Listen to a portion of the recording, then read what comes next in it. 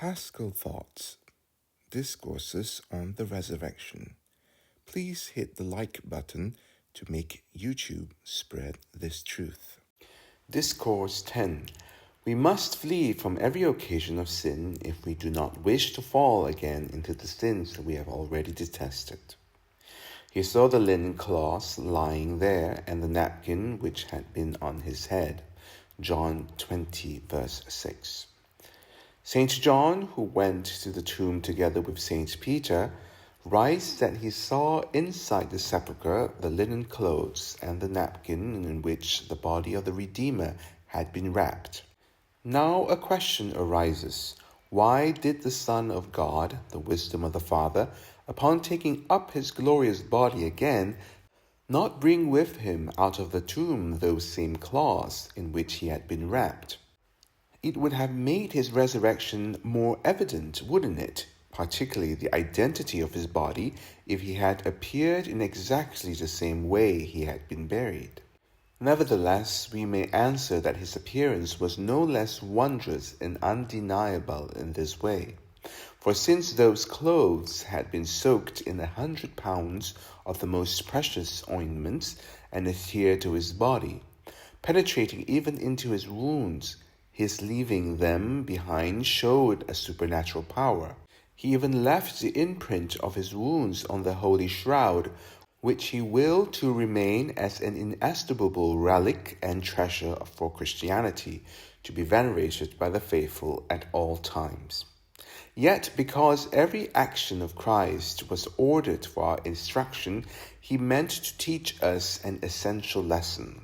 When we spiritually rise from the death of sin to the life of grace, we must leave everything behind in the tomb of sinful habits.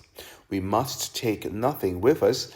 Everything that served for our burial, every stumbling block, every temptation, every occasion of sin must be left behind. If it were possible, we should even forget all that once provoked our fall.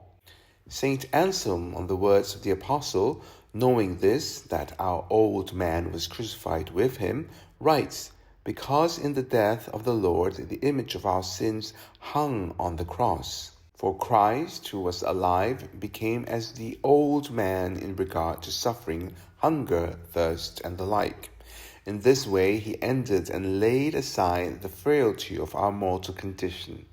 Bearing the pain of the cross, his limbs were stretched and nailed so that he could not move back to his former actions, from which he rested even in burial, hidden from human sight." St. Anselm continues by stating that Christ demanded from us that we too lay aside the old man of sin through penitent sorrow, that our limbs be nailed by self-restraint so we do not return to our former ways, and that we rest so completely from them that neither sight nor memory of them remains. Thus, following this most useful doctrine, we must not gaze again upon what was once an occasion of stumbling, nor should we recall those encounters or pleasures. And only when we have done this can we truly say with the Apostle that our old man has been crucified with Christ, and we can be sure that we rise with him. If we have been united with him in the likeness of his death, we shall also be in the likeness of his resurrection. St. Bernard offers a sign of true contrition and confession on this day. Let the mark of true compunction be the flight from opportunity and the removal of occasions. Otherwise, we must fear lest this very day, which is set for the fall and the resurrection of many in Israel, may instead reveal us to be strangers to Christ, or associates of Judas, into whom Satan entered after the morsel. The book of Ecclesiasticus begins chapter 21 with these extremely timely and useful words for us who have recently gone to confession and made good resolutions. "My son, if you have sinned, do so no more, and pray concerning your former sins that they may be forgiven." We have received forgiveness for our sins regarding guilt. What remains is the debt of temporal punishment, and it adds this advice for our protection: flee from sin as from the face of a serpent, for if you approach it, it will bite you. This implies that if we return to the same sins we have already confessed, returning to those same conversations, those same obscene books that sparks concupiscence, those same persons, we will certainly fall again. But why compare sin to a serpent? Would not it have made more sense to say flee from it as from the face of a lion, or name some other terrifying beast? Well, because serpents, even when small, are still feared. Unlike other animals that are tamed in infancy, a baby serpent still carries poison. Likewise, even the smallest sin retains its malice. Do not call light that which offends God. And so we must flee from it with all our strength, especially because negligence with small things leads to greater evils. Another point about serpents: even after death, their severed limbs still twitch and retain heat.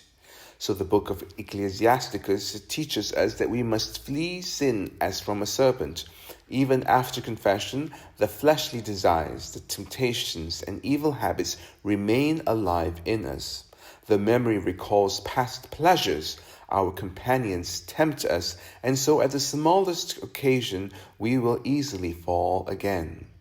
Therefore, we are advised to flee sin as from a serpent, not trusting that confession has truly put sin to death, but recognizing that unless we flee all occasions and stumbling blocks, the inclination remains alive.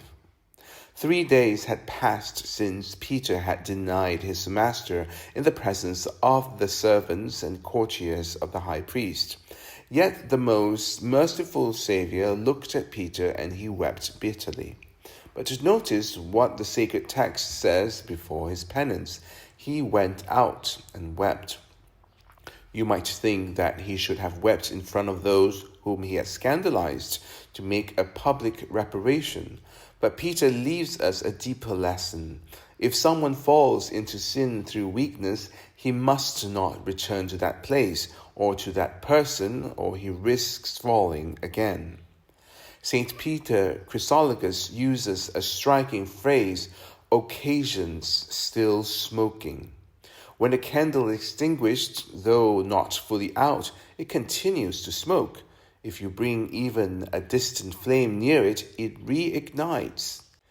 Likewise, though confession may have extinguished the fire of sinful desire or vengeance, if the object reappears, that person, that circumstance, that message, it rekindles the fire.